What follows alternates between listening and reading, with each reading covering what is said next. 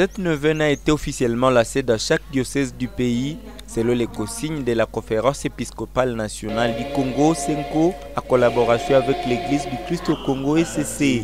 À Butembo-Beni, en l'absence de l'évêque à mission pastorale, c'est le chancelier diocésain, l'abbé Ignace Matsungu, qui a présidé la cérémonie d'ouverture. Pendant la messe matinale, les fidèles ont récité la prière pour la paix au moment du confiteor sous la conduite de l'abbé Matsungu.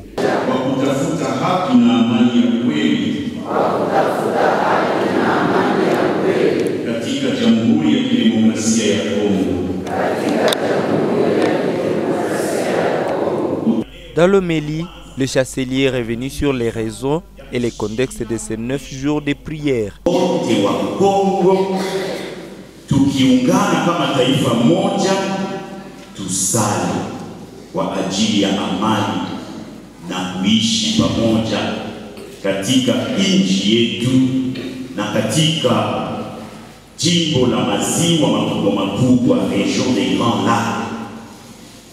Siku 15 tutamaliza novena hii, kwani ni siku ile Baba Mtakatifu Leon wa 14 atamteua mmoja wetu wa Wakongomani mzaliwa wa hapa Goma, anaitwa Floribert Wanachui Kositi kama mwenye heri. Avant de poursuivre la messe, les chrétiens se sont tournés vers la statue de la Vierge Marie pour réciter la litanie. Katika nyoyo za waliobagua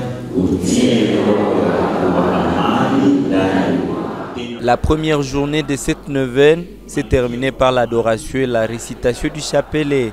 L'abbé Ignace Matsungu a ensuite annoncé les modalités pour la suite de cette période de prière.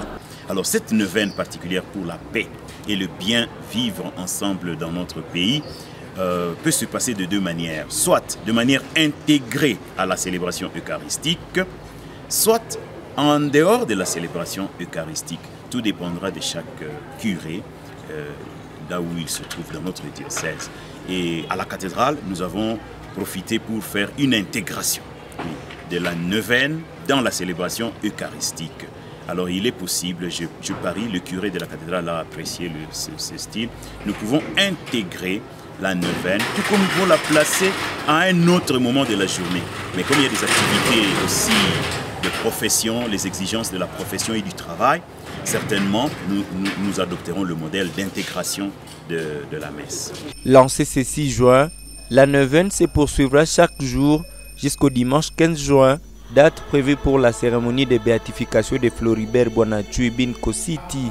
9 jours pour prier, espérer et préparer un événement historique pour l'Église du Congo, la reconnaissance officielle de la foi et du sacrifice de ses fils comme modèle de paix et d'engagement chrétien.